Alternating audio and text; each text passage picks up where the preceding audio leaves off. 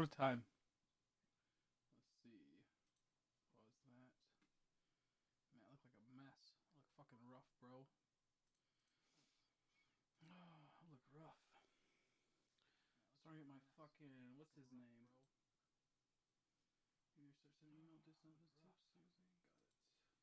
Got it. Look like the fucking who's that dude? I'm drawing a blank right now. Like a fat diabetic. Uh, Fucking happy trees, dude. Almost said. Almost said Will Grello. Bob Ross. There we go.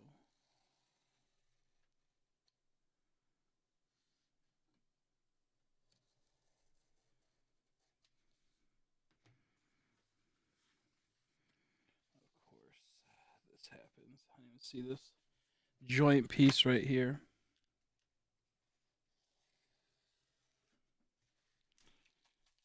Oh, fuck me.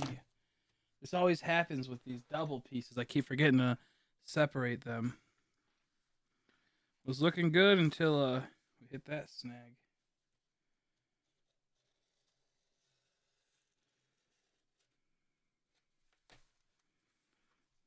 Hmm. Yep, there's the snag. This piece of shit right here.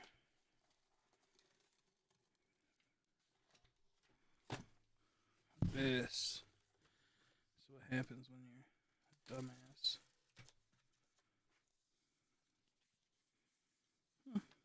Starting to get there slowly, slowly learning, learn what to do and what not to do. So we're gonna start a new piece.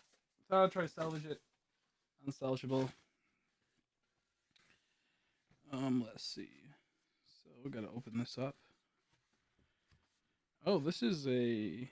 Oh, this is a different type. This actually might be pretty nice. Let's try to. Okay. This one might be pretty nice.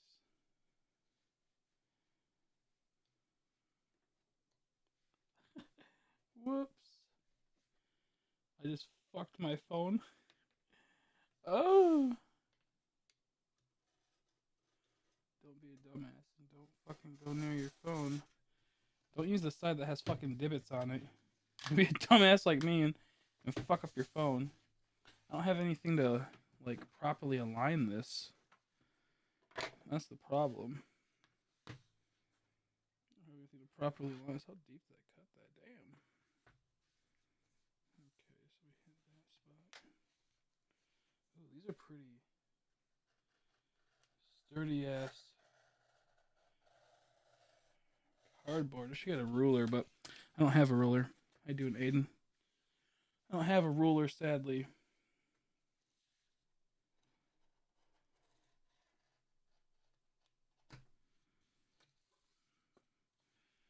Beautiful. One piece out. Now to replicate that. Oh wait, I can't because I fucking blow. I suck. How you doing? How you doing? The reason why this was so easy was because it was already. The problem I have is with Zecto blades and whatnot, and Zecto knives, is the fact that they are. You put too much force on them, like they pop out, and I don't know how to fully fix them. Damn it! I knew that was gonna happen. When there's that stupid ass tape. So instead, I'm gonna.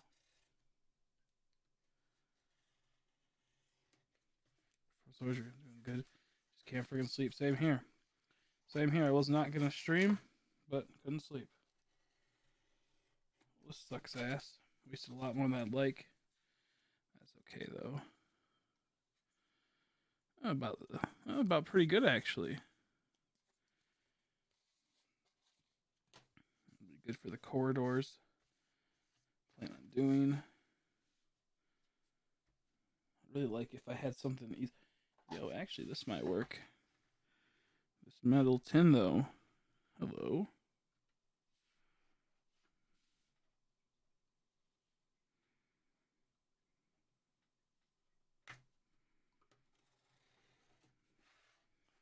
Yeah, that worked. Thank God for Pokemon. Thank God for Pokemon.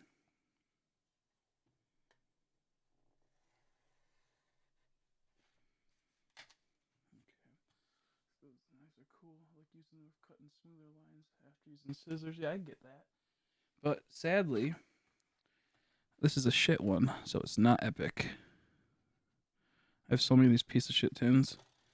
I might try to like turn them into. Oh fuck me, no, no. This is exactly why I hate these stupid cheap ones. Don't do this. Why is it having problems? What's coming out? Is it really? I just didn't put enough pressure.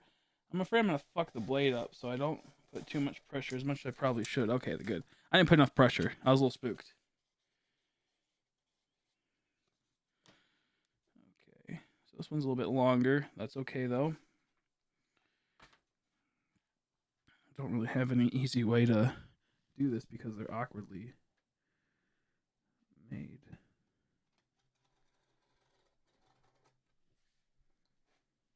Okay, well, this sucks ass. Okay, not bad. Totally not in sync and in scale. I don't have the styrofoam I'd like to use. I don't got money buying it at the moment. Fuck me, man. There we go. No, it's just this thing's just being dumb. It didn't cut deep enough because I'm a dumbass. But this is pretty good. See if we line up with the figure. It's about double the size. I can chop the tops off, and then I can make it to where I would use knife, like scissors right here. I would use these. However, the problem is after they get to a certain point, they start faltering,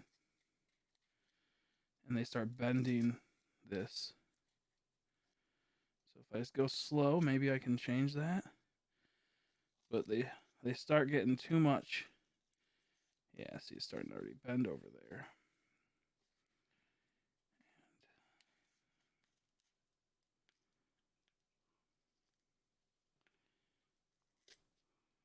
you can do it.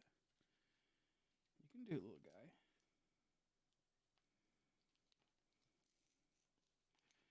And the Zecto blade can't cut too deep. This is god awful. This was a bad idea. Ah, so you gotta be careful. I'm starting to bend it. There we go. Not pretty, but has to do for now. I used to have this one thing where you would put it down and then you'd go and it would cut it. And we used to have another thing that you'd pull it down and slice it off like a big scissor essentially, or a big like chopper. I don't remember what they were called, but it was dope. Still a little too big, son of a bitch. But that's okay. Rooms are supposed to be bigger than the actual thing by a decent amount. So we want it to be like this. So I can get a room. Maybe. Oh, actually, these are almost the same height as each other. Just a little bit bigger. Just a little bit bigger. That's okay. Not too sad now. Maybe I can slim it down. And this is like not very strong cardboard. It's you mean a paper cutter? Force class had those. Yeah, paper cutter. Yeah, they had one that was for cardboard. Maybe I got like not only cardboard but like other more hard stuff. Where like this is like it's nice, but it's not because like the cardboard is essentially because it's sturdy until you get to a certain point and then it starts fucking up, and that's where it gets really annoying. It's when it starts fucking up. Okay, the perfect thing is right here. I actually made something awesome. I think I didn't even realize it. I could glue these like this, or like this, or how did I have it a second ago? Fuck. No, like this. We'll say the same length, and I can use these smaller pieces like this, and that'd be a door entrance. You know, yeah, I can't really show it off. Kind of weird. So it'd be pretty much like this, and then you'd put down, this would be part of a door entrance. The other side would have the same flap, and then the door would be right here. Kind of like a door frame, essentially. I could do that. I could do this. This. Then this. And then the door frame is right here. And it was, oh, that's a little too, no, that won't work. Door frame is literally just right there. That works also. But with Star Wars, the doors always open like, or like, it's really weird. So, not gonna have to do those doors, sadly. Gonna have to do weird doors. Or I have a few pieces over there already cut out too. I was like laying on my bed cutting them out because my back was hurting so bad. So like, fuck this. And when I'm laid down on my bed and cut like that. See like how like this is like a weird long hexagon type thing. It has all these slopes. If it didn't have these slopes, it'd be perfect for cutting. I'd like to figure out a way to possibly cut into this. I know this is really... Oh shit, yo, actually though, not gonna lie, kind of funny though. It actually cuts through it pretty decent. Like, if I just had a better, some sharper, like actually steel cutting scissors, this can be used as terrain. If I were to coat this, if I coat this,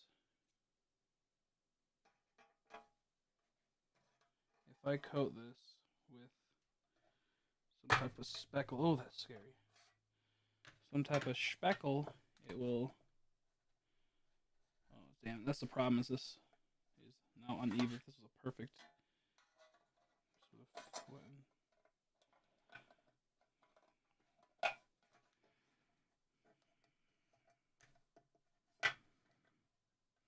The problem is that now it's getting caught. It's not wanting to cut. Great way to strip scissors, that's for sure. So, cool idea. Might get a metal saw. Might get a metal saw. I know I had one at my grandma's at least. I used to work with metal saw at work. Kind of dope. If I just file this down. Look at that little tiny flappy doorway. Maybe I'll put like 2 little tiny toothpicks right here. Make it look like it's like a flap. Paint it. Oh man, the problem is that this is where it gets where I can't use it. I'd have to get this piece out. And I'm not sure how I would do that. I could, you know, if it was a bit different, I could probably hammer it.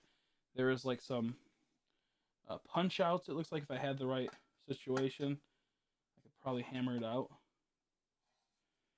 Okay, I'm gonna try something stupid. It's gonna fuck up the whole thing. Oh, it's actually a lot sturdier than I thought. Okay, I might not do that. It's like 3 o'clock in the morning, 4 o'clock in the morning. But it's kind of like glued in to the frame. So if I can just like get a hammer and slam it out, and then maybe strip the rest of the stuff, like strip it off by pieces, and use this metal elsewhere, that could possibly work. Not even metal, I bet some like cheap ass shit. My eyes are for it because I just thought a portrait of Jesus on the doorway. You just thought you saw a portrait of Jesus? Is that what you're saying? Or like you just saw one? He was just chilling.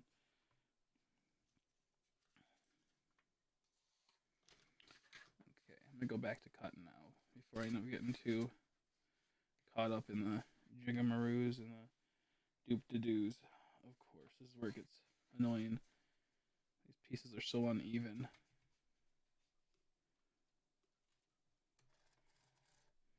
God damn it. The fucking thing moved at the last second. Son of a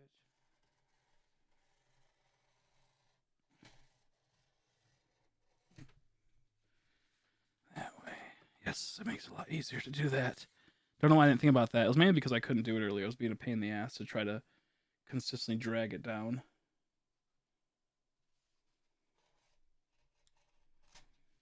That's fine with chipping off that. Ah, see? If you don't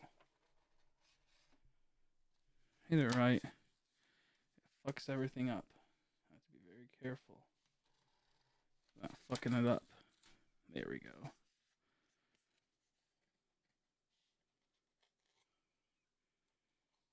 though it's a Pokemon tin. I beat the shit. I have so many of those piece of shit tins. I beat the shit out of that tin. Let me think now. Problem is I have no way to like shear this down. Ooh, I'm gonna be like, should know better. I have no way to trim this down easily. I say that and I did relatively easily.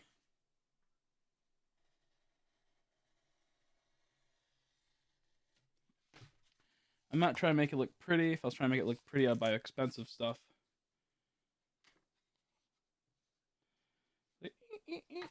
Oh my god. That was god awful. I forgot that happened. I did that last night because I totally forgot. I was like, yeah, I could maybe use this as like a bit of a saw. I learned really quick. No, you can't. Okay, now I'm annoyed that this side's bulging up a bit. I said I'm not trying to make it perfect. But now it's irritating me.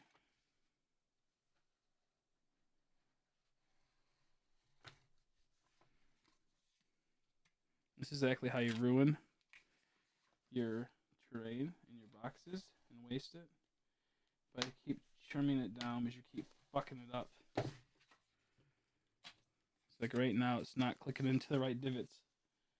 Go into the guided line. There. Foam work when I did that kind of furry shit. Yeah, that's what I was gonna do. There was like some certain upholstery I was gonna use, and then there was also foam, like just like styrofoam, like this. That was pretty useful. Look at that guy. How epic he looks. He's probably out of focus, but he looks epic. Okay. That's actually a lot nicer and like lengthwise. Probably what I want. Still a little high up, but that's okay. That's actually perfect. I go a bit.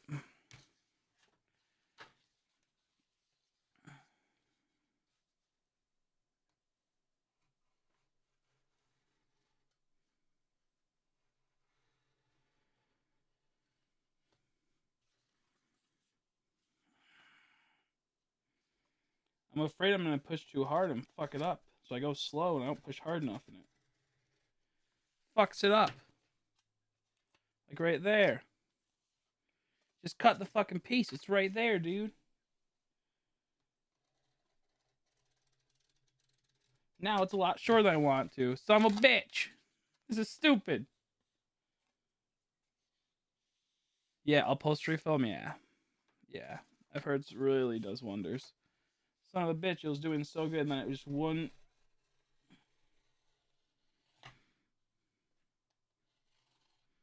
Of course, this is all gonna be fucked because I'm not doing it right. I was actually really good until this last divot happened. I'm too impatient, that's my problem. Okay, that should be. Now I kind of want to pay attention. Ooh, perfect height. So now I kind of want to pay attention and make sure I do this right.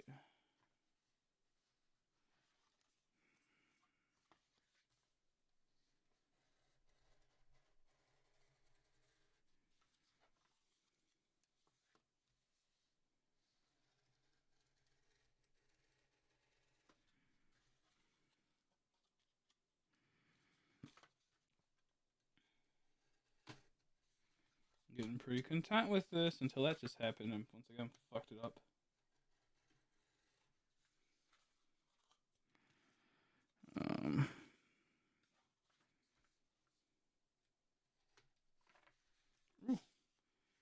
Super straight, smooth cuts get mildly fast once you start the cut. Don't abort.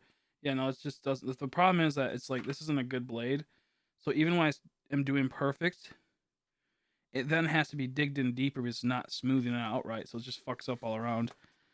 This is a pretty good, pretty straight. It's connecting pretty good. There's not really any divot on this end outside of it bulges a bit right there, but I'm not going to worry about that too much. It's pretty good.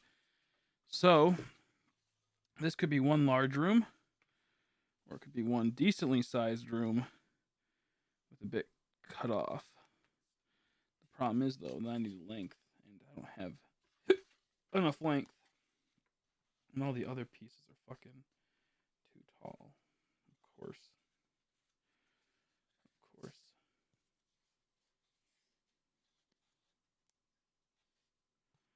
Yeah, no, it's good advice, but the problem is, it's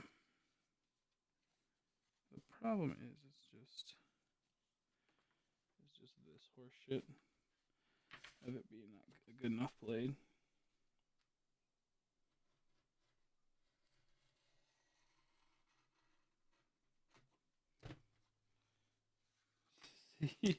Oh, see what I mean?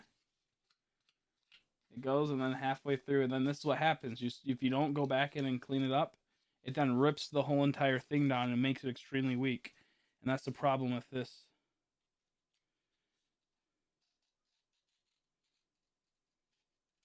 There, thank God. Thank God it was still. I could do that. Do a quick clean through. Quick clean, little slashy washy through it. Okay, about the same height. I'm very proud about that one. That one looks good. That one looks really good now. And now we're gonna clip this down.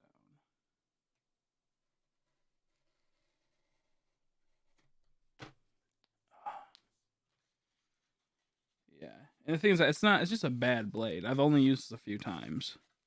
It's just like a $5 blade, and I think I accidentally threw away all the spare thingamajibs. I threw away all the spare ones on accident when I was throwing away the packaging I had for all the stuff I bought. Okay, there we go. Nice. I do want to go back at the top and clean, but I know that's a bad idea. Same with right here. There's just a little bit of growth. Like how I said, how it doesn't fully go in. I want to fix it, but at the same time I don't, because we have a good thing going here. So if I just follow this.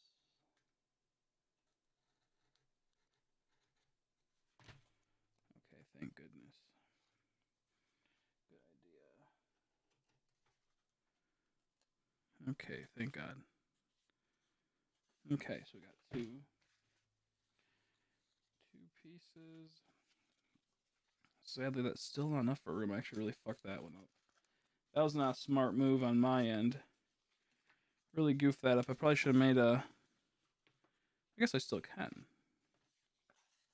No, because I have a chance of fucking this up, though. Okay. About the same height throughout the whole thing, like outside of slopes and whatnot. That happens. Let's see. I would like to make this rather long.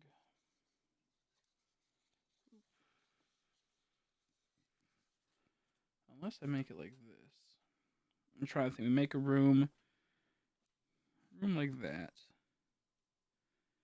And that's about, let's see, 1, 2, 3, about 5 spaces, about roughly 4 spaces so far. I haven't tonight. Oh my God, I gotta sleep. Chances are dumb arse is just gonna pass out when stream is still on my phone though. Oof.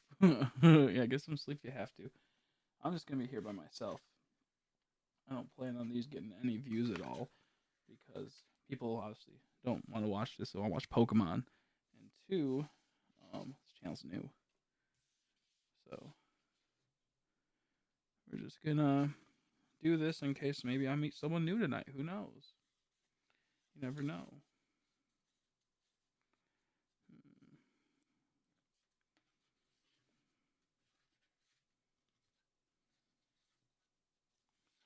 So I want to have. How long is this?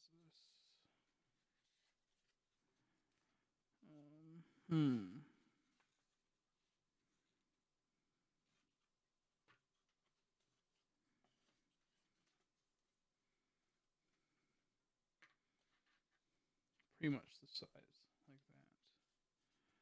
Okay. I'm also gonna cut this down. I'll dip out then. I'll see you later. See you later. Thanks for stopping by. Appreciate it, Aiden. Hope you have a nice night, dude.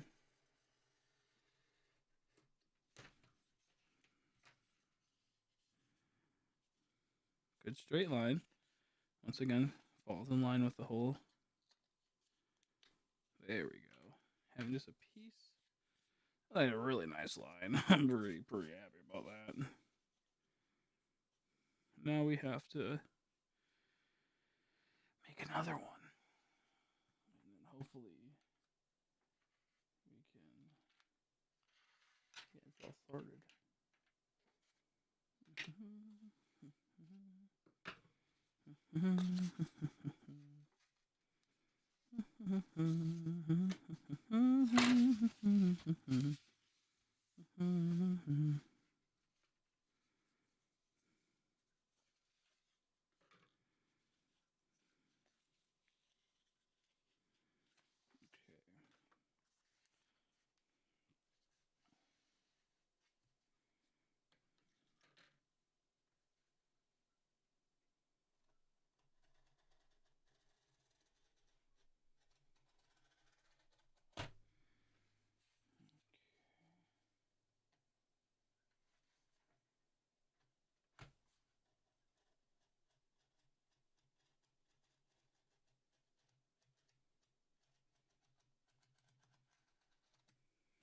Goodness, it's gonna be so sad if it didn't work the way I needed it to.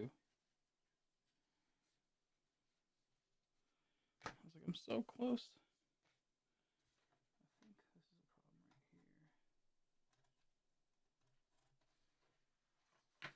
right here. Woo! Nice.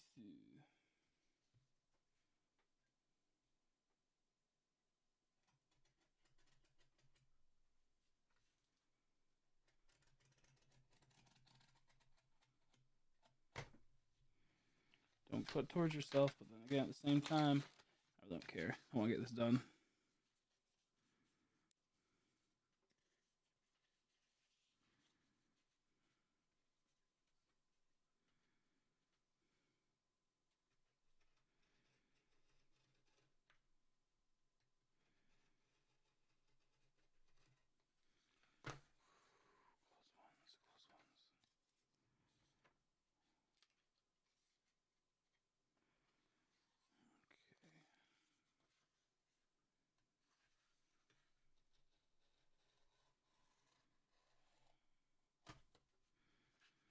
Woo-wee. Let's see. We almost did it until we didn't. We almost did it until we didn't. Okay.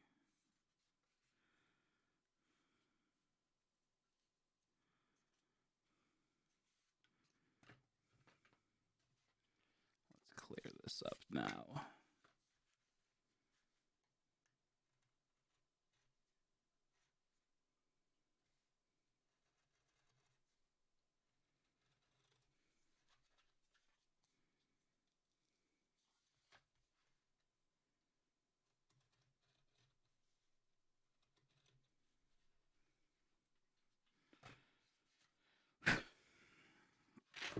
Oh, jeez.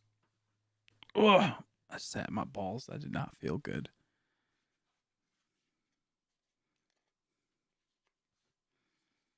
Let's see. Is there anything to watch? Let's see. Oh, I guess that works. If I really don't want to. Let's see. I don't really have anything watched on YouTube to where. I guess I'd go to my main thing. Excuse me.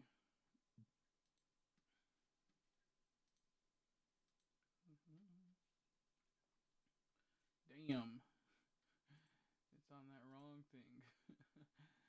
Ay, ay, ay, ay. Let's go to switch account. Over here. And that was kind of cool.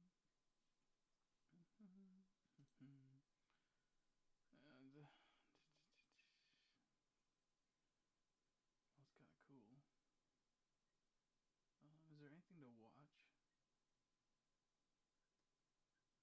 Maybe I'll watch a battle report or something. I don't know, like what there is to watch.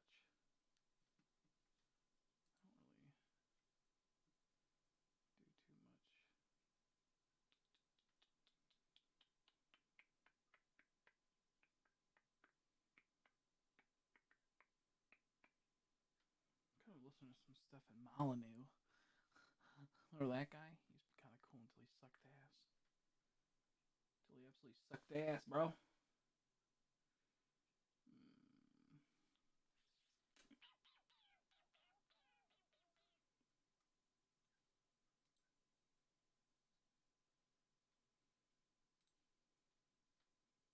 I don't really want to. I don't know what to watch whenever I have something to watch. Like I'm always looking for stuff. I can never find anything.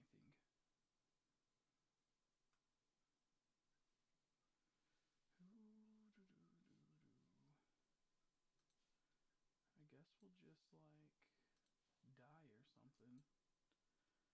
I got nothing better to do. Let's go to history, maybe.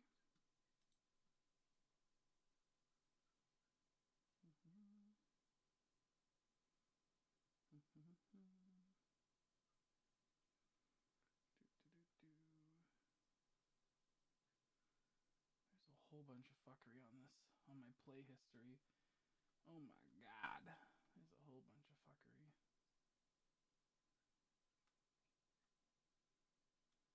Screw it. We're just gonna, I think, watch like a crazy playlist of bullshit that no one really cares Hi about. friends, welcome back to another episode of Okay. Let's go to playlists.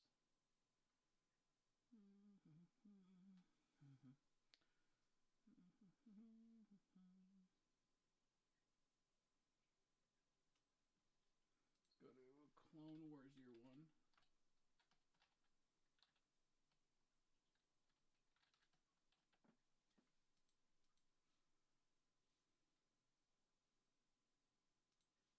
this on the Jedi. Hopefully I don't get in trouble by YouTube. You never know what they do with the audio played and what have you. Kind of dumb, but it is what it is. We'll see. Hi friends, welcome back to another episode of Generation Tech. My name is Alan, and I am excited to announce that we are finally so ready enough for a to door begin right our here if I comprehensive want to. coverage of the entire Clone Wars timeline. From the Battle of Geonosis to the battle between a full-grown man and a bunch of lumpy children.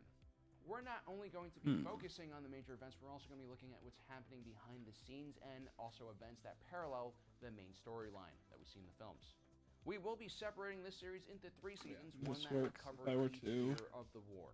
So take a second and hit that subscribe button down below so you don't miss out on all of this awesome content.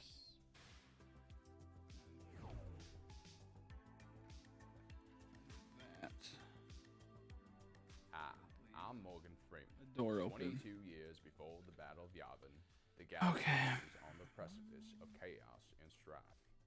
Decades of Sith manipulation had weakened the institutions that had historically kept the Republic safe. The Jedi and judicials in charge of keeping the peace are spread thin across the galaxy, facing growing unrest. On the street, there are whispers of civil war, secession, and massive armies gathering in the remote outer rim of the galaxy. In the Senate, a movement grows ever larger, supporting increased executive power for the Supreme Chancellor. The vultures are circling in on the Capitol as they sense the dying. Yeah, I can't do that with that hand. That was bad. And the demilitarization. Can't do that with my offhand. Holy shit. For 2 years, the Military Creation Act was stuck in limbo. Oof, I didn't see that trooper in there. Yikes. Garm Bell Iblis Is there another dude creeping in there? Attempts to isolate the Corellian system from the rest of the galaxy. This was in there though. Closing down its borders. Former Jedi Master Count Dooku, a rising star in the galaxy, leads the secessionist movement from his homeworld of Serrano and has recently ignored Chancellor Palpatine's calls for peace and reconciliation. War is a certainty, and the real question is, will the Republic have a military in time for the conflict? The opposition fears a rushed repeal of the Rules of Reformation, which has kept the Republic and Jedi demilitarized for more than a millennia, which will lead to an accelerated path towards civil war with the Separatist Alliance. They still hold hope that negotiations can succeed. Yep, just realized I just put a huge old cut on my table because my dumbass forgot to put a board under it. At least now I know it's cutting deep. Amidala narrowly escapes a terrorist attack, conveniently postponing the vote. Jedi Master Obi-Wan Kenobi follows a lead and finds the source of the attack came from Newt Gunray from the Trade Federation. Are you sure you have the right coordinates? In reality, the attack order actually comes from Count Dooku himself. and was designed to prevent the Military Creation Act vote from happening for the fear that it might not have enough support in the Senate. Yeah, totally can't. Despite all the unrest happening in the galaxy, the reality is that the Republic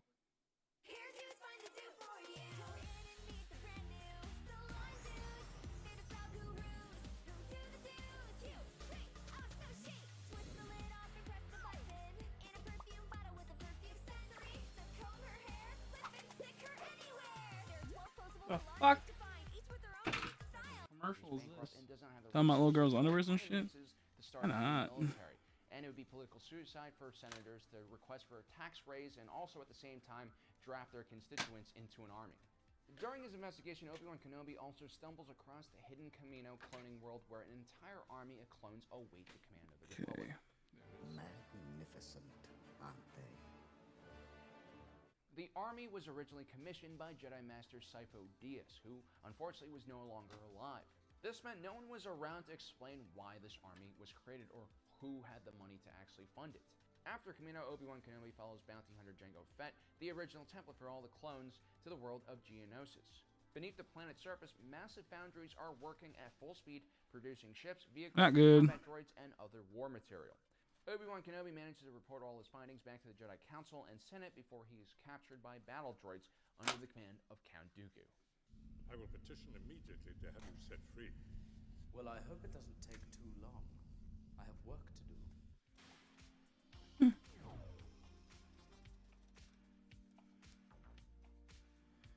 With the Military Creation Act still in limbo, a group of senators along with Vice Chair of the Senate Mas Amedda and Supreme Chancellor Palpatine debate what the next course of action should be. Mas Amedda slyly suggests that emergency wartime powers need to be granted to Palpatine because the Senate would be unable to reach a decision in time to prevent a separatist attack. Junior Representative and potential Sith Lord Jar Jar Binks is in the room and takes the bait and in an emergency session proposes to grant Supreme Chancellor Palpatine wartime powers to create a military. This was a brilliant move by Mas Amedda and Palpatine. The discovery of a separatist droid army was shocking enough to scare many senators into voting for the emergency wartime powers. They realized that Republic bureaucracy and political gridlock would be dangerous in a wartime situation. The emergency power request also took attention away from the Military Creation Act and shifted that attention towards Palpatine, an extremely popular leader who had allies on both sides of the military creation debate. It also helped that Palpatine was perceived as relatively neutral on most issues, including the Military Creation Act, and was well trusted by the public and relatively scandal-free, which was an impressive feat by itself. With all this uncertainty growing in the Republic, this was a perfect opportunity for him to take power. Had the Military Creation Act gone to vote, a subcommittee most likely would have been created to investigate what the clone army actually was. Once the shock and emotion wore off from the discovery of the droid army, the more rational individuals in the Senate would have questions on who created the army and where did the money for the clones actually come from. I mean, if you actually take a step back and think about it, the clone army was extremely sketchy. No one knew where it came from. And as we talked about before, the money trail for the clone army would eventually point towards interest in the Trade Federation and commerce guilds, who were widely known to have associations with the secessionists. This would raise suspicion in the clone army, and a thorough enough investigation could potentially even uncover Count Dooku's role in creating the army, which would kill the bill entirely. This party's over.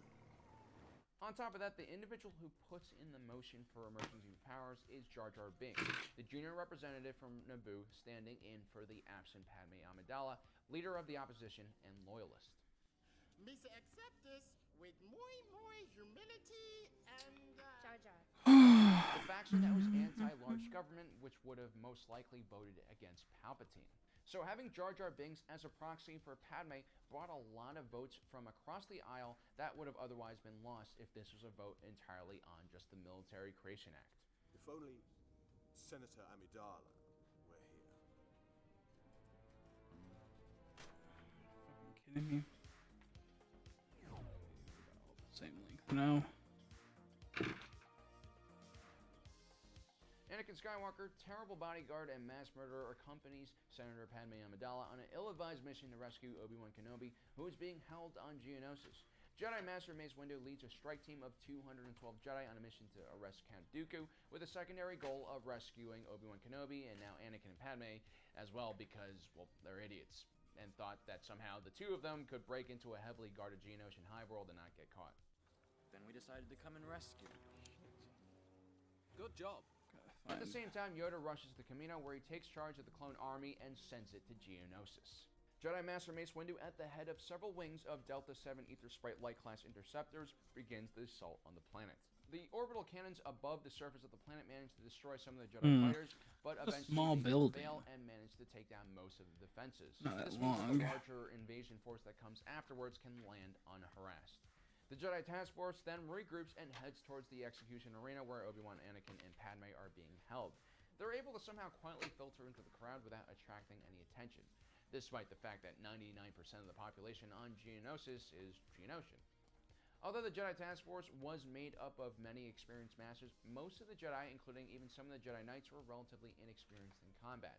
Jedi Knight Butler Swan, going into the battle, shared the same view a lot of Jedis had. Not only did she not expect the Geonosians to put up a fight, she actually thought that the sight of 200 Jedi simultaneously igniting their lightsabers would cause the Separatists in the stadium to immediately surrender. Instead, the opposite happened. The Jedi rescuers found themselves in need of rescuing themselves. The execution arena served as a weak-ass Jedis, dude. as an entire legion of battle droids This is so gay. the arena. While your average Jedi were able to use the Force to predict blaster fire in smaller engagements from 1 or 2 attackers, the chaotic battlefield of the Geonosian arena had far too many fighters and average Jedi to account for. Simply put, for those not used to large engagements, it was sensory overload. And quickly the Jedi began falling left and right, trading the lifelong investment the Republic and the Jedi Order had put into them for the relatively cheap B-1 battle droids, which really just took a few minutes to construct. Overall, it was an extremely lopsided and costly battle for the Republic and the Jedi. Most of the 179 casualties suffered during this entire battle occurred during this short period of time. That's over 84% of the task force lost in the opening moments of the battle. Just goes to show you how incompetent and ill-prepared the Jedi were to fight in this war. So now, guys, we have set the scene for the Battle of Geonosis to properly begin, and we'll be covering that entire battle along with a lot of the side events and background stories that happened that you might not have seen in Attack So weird. So far, we're on Season 1, Episode 2, which will be covering the events of the Clone Wars during the year 22 BBY.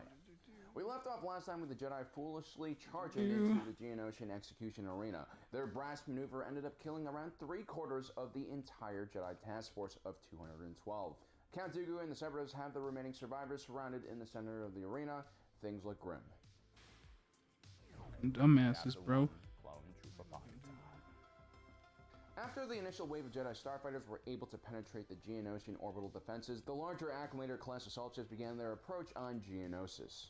This battle was a unique situation because the Separatist forces on this world were still in preparation for the war and had kept most of their naval assets grounded and hidden on the planet.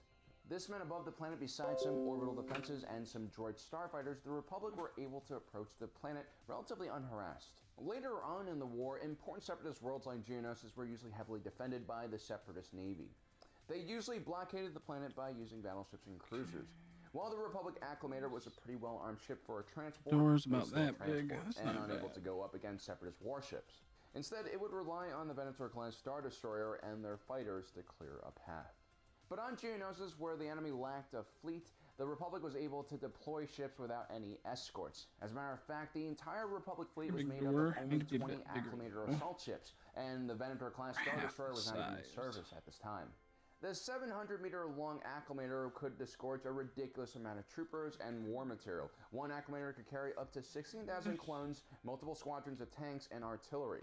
Traditionally, in a contested landing zone, the Acclamators would use the LAAT to transport troops to the ground. These smaller gunships were faster and less susceptible to being hit by ground fire. This tactic also allowed commanders to spread forces out to larger areas, but in general, it was slower than having the ship actually land and dumping everything out at once. Because Separatist ground forces and anti-air emplacements were still intact on the planet, the first wave of clone troopers were launched in gunships. We mentioned this in one of our last videos, the GAR was able to smartly source all of their war material from one manufacturer, which is Quat Drive Yards, and their subsidiary Rathana Heavy Engineering. This meant all of their systems were compatible with one another. Each Acclamator carried around 80 of the LAAT transports, which could carry 30 troopers, or one fully loaded ATTE. The ATTE and the LAAT could also carry the ATTE walkers. Everything worked seamlessly. Once the landing zone was cleared, an additional 12 acclimators landed, bringing in the main ground forces for the Republic along with heavier armor and artillery. You see, the GAR actually was modeled after a Marine Expeditionary Force. It was an efficient fighting force that could deploy a reasonable amount of firepower and sustain an operation all in quick order. Another thing that worked out really well was that the majority of the Republic's weapon systems worked flawlessly during their first use in combat. The Grand Army of the Republic proved to be a very well-oiled and efficient fighting machine, despite their leadership. Chapter 2. Surprise, fools.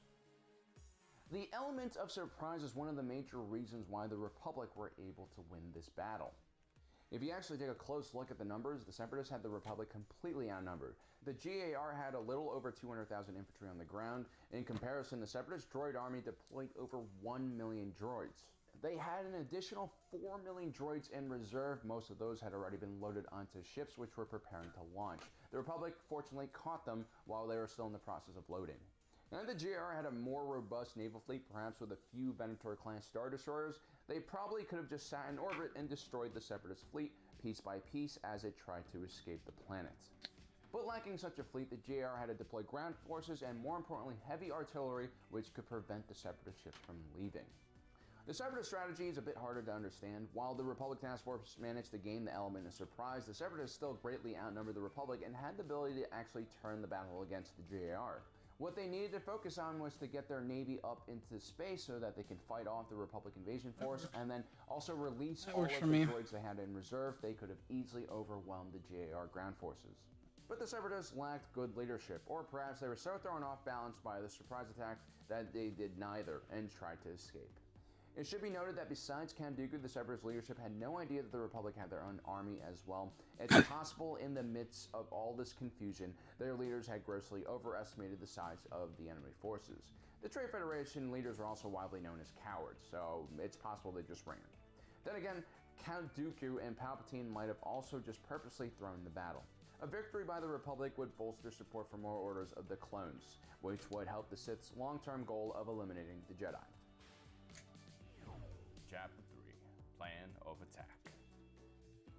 The majority of GAR ground forces landed outside of the area where the droid foundries were. This is also where the Separatist leaders were holed up and where the command center was. Done goofed up. Again, because of the surprise assault, the majority of Separatist forces were still concentrated around the factory, having just walked off the assembly line. The Geonosians were an insect-like species, and due to the harsh environment on their planet, they mainly built subterranean hives to live in. The majority of their factories, housing centers, and other buildings were all beneath the surface. The entrances to these hives were naturally well guarded and covered, and more importantly surrounded by wide open plains, which made for extremely clear fields of fire. The Republic forces led by the Jedi landed and created an assembly area and command center in preparation for this final assault on the Separatist bastion. Yoda had led a small contingent of LAATs to the Geonosian arena and had extracted the failed Jedi mission to take out Count Dooku. As they rejoined the main task force, the assault on the Separatist bastion had already started, as Jedi generals began leading a mass of clones in a frontal charge across the open plain. There was definitely a certain urgency with the Republic's battle plan. One of the reasons why they didn't just wait in orbit and bombard the planet was they actually wanted to take the main Separatist leaders alive and also capture their Separatist droid foundries relatively intact. There was still a ton of confusion about how the Separatists had managed to militarize so quickly. They needed people to interrogate and data to sort through. The Jedi also had their own motives. They wanted to uncover more information about the secretive Sith Lord, who they believed was behind everything. Chapter 4. The Charge of the Clones. The Jedi generals at Geonosis were clearly very inexperienced and probably a bit too overconfident. They quickly led masses of clones into battle in what can only be described as a suicidal frontal assault. An experienced commander would have probably avoided sending his men across open ground while under heavy fire. And should the scenario really call for this type of assault, it usually would have been preceded by a large attack from artillery and air support, along with using methods of concealment like smoke. This would be the first time any clone trooper entered a battle. Although they were well trained for a variety of different battle environments, none of the Sims could prepare them for the chaos about to unfold on Geonosis. Aside from being a very toxic and unpleasant world, the part of Geonosis where they had landed was basically one gigantic desert where there was no cover. Although the clone troopers fought alongside mechanized units, the majority of the men that were deployed on Geonosis were deployed on foot and had to basically cross several kilometers of open ground. It goes without saying Dumbass. it was a bloodbath. Entire battalions were wiped out in seconds by heavy Separatist artillery. Now, the one thing that the Republic did have going for it was that it had maintained space superiority. This also meant they controlled the airspace above the battlefield, and the Republic gunships were able to stay on the battlefield after deploying their units or tanks and carry out attack runs against Separatist armor. Strangely enough, the Separatists, instead of staying in their own defensive lines, counterattacked with their own offensive, leading to a massive clash in the middle of the desert. Perhaps this was due to the fact that the Separatist leaders were nervous about just how close the JR was getting and wanted to push them backwards. At the same time, the Separatist droid army had several faster attack vehicles which were quite successful at disrupting Republic formations. The Hellfire tank was especially dangerous, firing a barrage of guided missiles that could take out an ATTE in one shot. But eventually, with a combination of gunships and heavy armor, the Republic was able to push back the Separatist advance, albeit with very heavy and probably unsustainable casualties. Chapter 5. Oh no, all my victims are dead. You see, the Separatist counterattack was just a delaying action to allow the remaining Separatist droids to be loaded onto the Lucrehulk freighters. Although the Republic was able to take down a few smaller Techno-Union ships and at least 1 or 2 Trade Federation core ships, the majority of the Separatist droid army along with their leadership managed to escape off the planet. Although the Grand Army of the Republic called this a victory, it was a type of Pyrrhic victory that usually leads to a war being lost. The Battle of Geonosis was a sobering awakening for the Republic, the Jedi, and the clone troopers. The Republic government finally understood how grossly they underestimated the size of the Separatist movement and how much military economic support they actually had. The Grand Army of the Republic had deployed all 200,000 of its clone troopers, and they were barely even able to make a dent in the Separatist droid army or prevent them from leaving. Each Lucrehulk battleship that escaped Geonosis was carrying over 1 million B-1 battle droids, along with an assortment of other war material. And these ships were now spreading their forces across dozens of systems as the galaxy fell into chaos and war. For the Jedi, they had just suffered their single worst day since the 7th Battle of Ruusan almost 1,000 years ago. The Battle of Geonosis proved that the Jedi were completely unprepared to fight the sword of war, let alone lead other men into battle. And the foolish leadership of the clones by the Jedi during the battle would be remembered by the clones who survived. Before the battle, the clones had naively trusted their leaders. They were somewhat prepared for casualties, but what they weren't prepared for was the large amount of casualties and the lack of leadership from the Jedi generals. We don't know officially how many clones died, but we do know that 20,000 of them were wounded. Especially disastrous was how the clone commandos were deployed. The clone commandos were a heavily armed 4-man team that were designed for insertion behind enemy lines. They relied on heavy firepower and stealth to make up for their small numbers and would usually break contact when facing a superior force. The majority of the 10,000 clones in the JR were actually taken out of their Special Forces Command and then put into regular infantry units. In the mass charges we see on Geonosis, survival is basically all about luck, and the clone commandos suffered 5,000 casualties, greatly depleting the ranks of these highly trained soldiers. This would go on to haunt the Republic. As the war continued on and the war turned into a stalemate in many areas, Special Forces became more and more necessary. The few clone commando units that were properly deployed like Delta Squad were able to do a significant amount of damage behind the main battle lines. Delta Squad ended up successfully grabbing Separatist launch codes and even destroyed an entire core ship by themselves. Because of what ended up happening on Geonosis, many clone commandos will hold a grudge against the Jedi as the war continued on. It also didn't help that many of these units were trained by Mandalorians who didn't view the Jedi in such a good light. So there you have it, guys. That is part 2 of the Battle of Geonosis. This was a really unique battle that we wouldn't see again in the rest of the war. I mean, both sides were relatively unprepared, and basically both sides had their entire army and navy deployed in this one battle. Today we continue on to episode 3 of our first season of our Clone Wars history series. In our last episode, the Battle of Geonosis was in full swing. A frenzied droid counterattack manages to delay the Grand Army of the Republic long enough for the Separatist leaders and the majority of their army to escape off the planet. Obi-Wan Kenobi and young Anakin Skywalker break off from the attack to pursue Count Dooku and confront him for his crimes. Chapter 1, Tiddlywinkles. Now, I must admit, I didn't think much of Anakin the first time I laid my eyes on him. Looked like a stiff breeze could blow him over. That was my first impression of the man. They said the boy had a temper, gone and killed an entire village of sand people, showed increasingly alarming behavior not fit for a Jedi. There's a Jedi like Anakin in every era of the Star Wars galaxy. signs were obvious, yet for some reason, they had still not taken his lightsaber away. It's important to understand just how much Anakin has changed as a Jedi due to his Well, involvement in the Clone Wars. There goes that guy. During the Battle of Geonosis, he was just a young Padawan, constantly losing his lightsaber and having trouble even fighting the weakest of opponents. A few years of constant warfare and he would become a killing machine. War and all the terrible things that come along with it force young men like Anakin to grow up sooner than they are prepared for. Chapter 2, Dooku's Fall. During the confrontation between Count Dooku, Obi-Wan Kenobi, and Anakin Skywalker, the older Sith was able to easily dispatch the two younger Jedi. How was he able to do this? Well, before Dooku left the Jedi Order, he was actually considered one of the most skilled duelists in the entire Jedi Order. He is one of the few swordsmen that could keep up with Yoda, and he had even defeated Mace Windu once in a sparring session.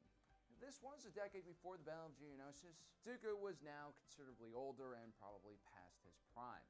But Dooku was a practitioner of the second form of lightsaber combat.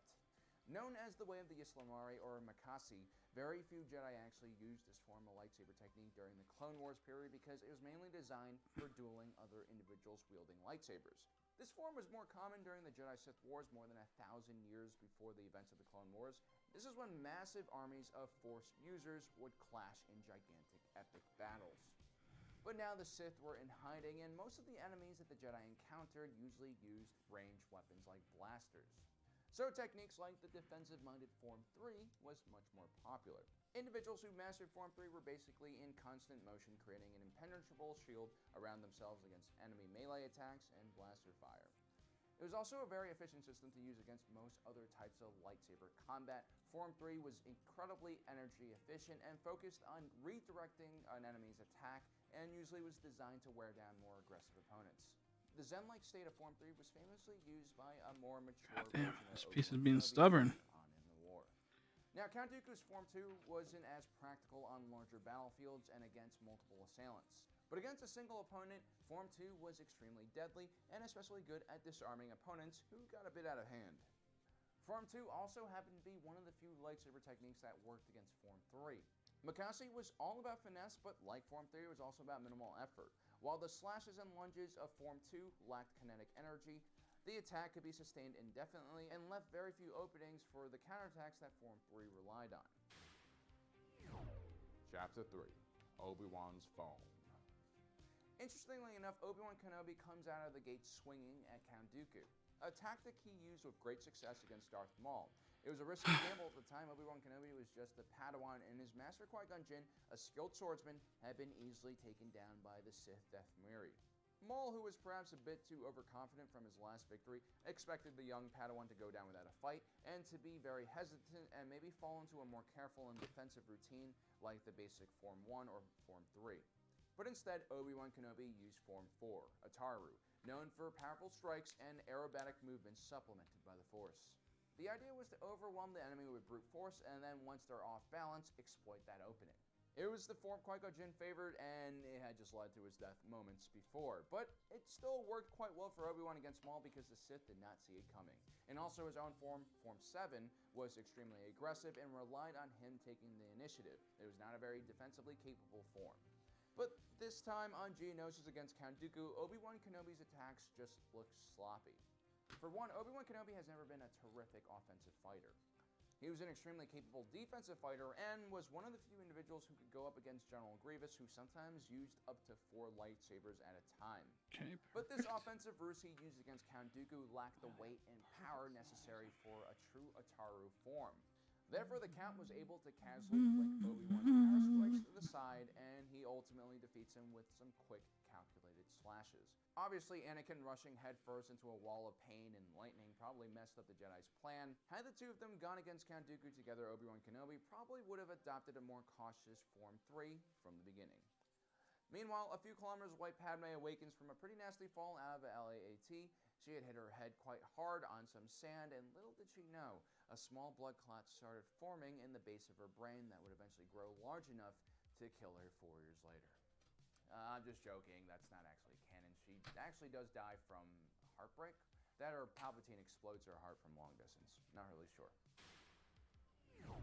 Chapter 4, Anakin's Form. Meanwhile, Anakin is also able to wake up just in time to save his master with an aggressive Form 4 parry he uses by channeling his inner rage.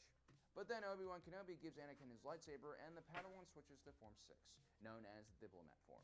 It was a more simple and easier style that was preferred by less combat-oriented Jedi, and it was also a pretty good basic form for those not used to fighting with two weapons. Ultimately, it just brought Anakin a few seconds, as Count Dooku was able to immediately cut one of Anakin's lightsabers in half, forcing him back to wielding a single lightsaber in Form 5. Anakin loved using the fifth form of lightsaber combat, which was based off of his master's Form 3. Form 5 was basically created by masters who thought Form 3 lacked offensive capability. Therefore, it was a well-balanced form that was preferred by larger individuals as it focused less on movement and agility and more on power strikes.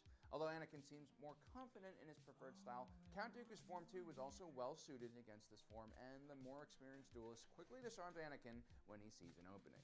There's a lot more here. Chapter 5, Master vs. Padawan. That makes sense. At this point, Yoda arrives to confront Count Dooku. What a lot of people don't realize about this battle is that, although Yoda has at one time interacted and trained with the Jedi Knights in the Order, Got two Count pieces. Dooku It's was actually prime kind of time nice. Yoda's Padawan. While an individual like Yoda, who is almost a millennia old, probably had dozens, if not hundreds of Padawan, Count Dooku was probably one of the only Jedi Yoda ever lost. The young Count, who actually looked a lot like the real-life Sith Lord Darth Cage, had caught the interest of Yoda, who sensed much promise and potential in the young boy. Their relationship was similar to that of a father and a son, which was pretty typical for most masters and Padawans. Later in the war, when Yoda is tested by the mysterious Force Priestess, Yoda is tempted with a false version of reality where he sees Count Dooku if he had stayed in the Jedi Order. The loss of Dooku is clearly something that is present in Yoda's subconscious. Such as it is, this would be the first time that Yoda has seen Count Dooku since he left the Order. Yoda senses that his former Padawan has changed and become a more formidable foe despite his advancing age. Powerful you have become, Dooku. I've become more powerful than any Jedi. Even you.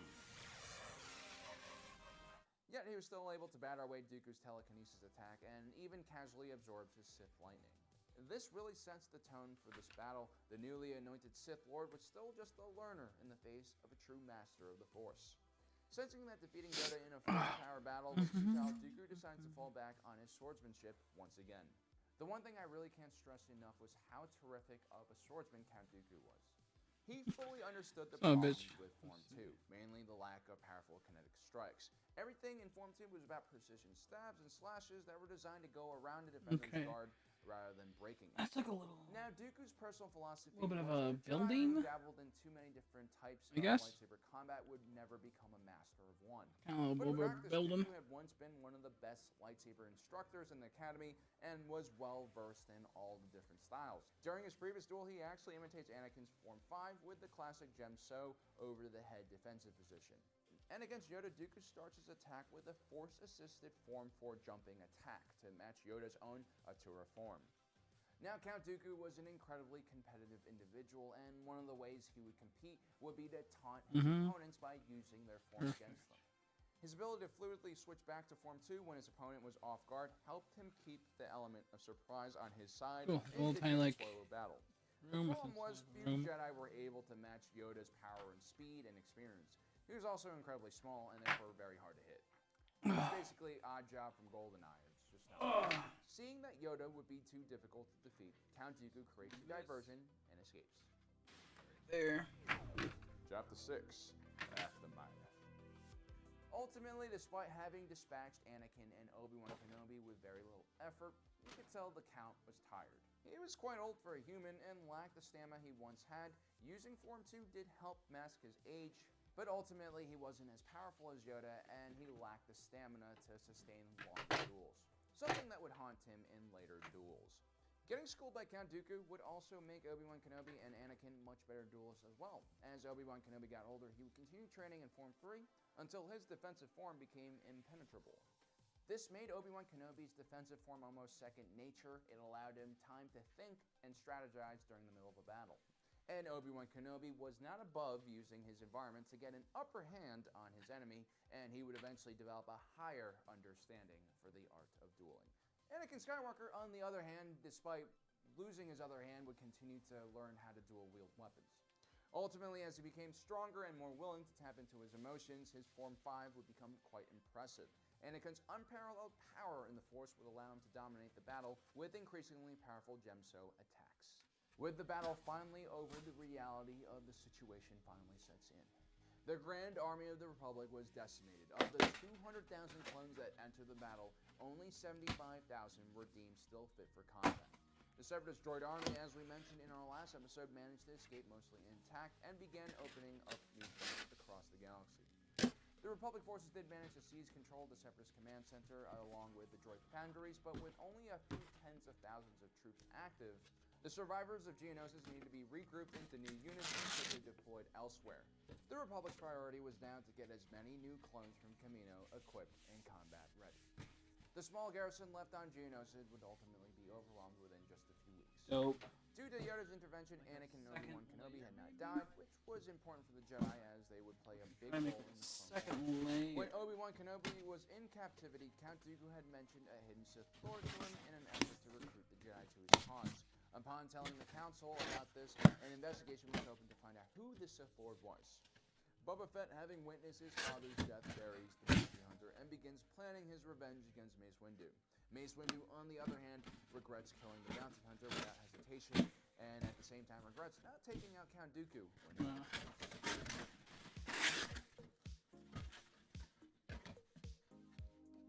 Today we continue on with what happens immediately after the Battle of Geonosis, focusing specifically on the adventures of Mace Windu.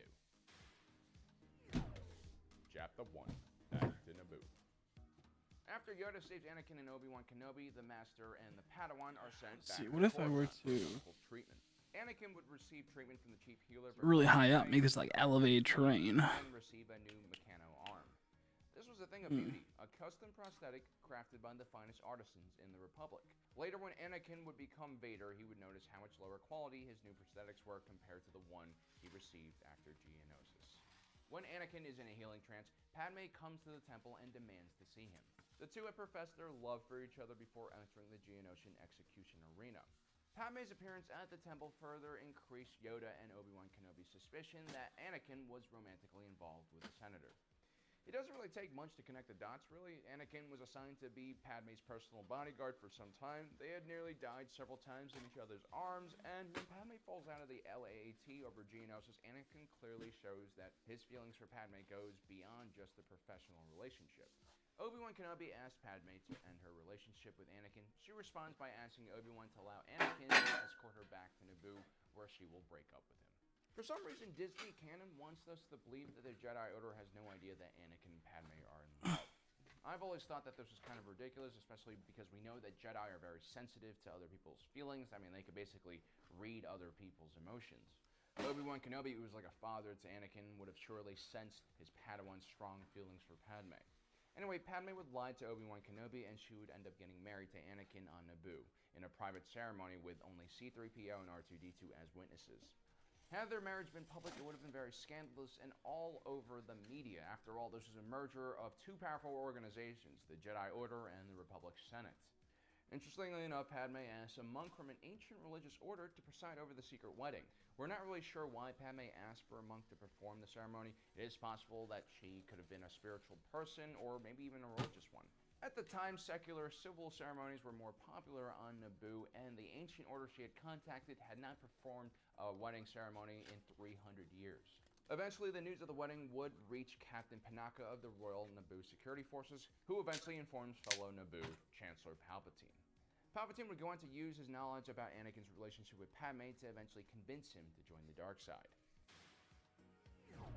Chapter 2, Lone Survivor. RC-1136 was a clone commander who survived the Battle of Geonosis. While casualties were extremely high across all units, the clone commandos specifically had lost almost half of their fighting force. RC-1136 had at one time been known as Darman by his brothers. Unlike normal clones, the commandos were grown and raised in pods of 4. They were more or less isolated from other clones and developed a really close bond with each other that went beyond what the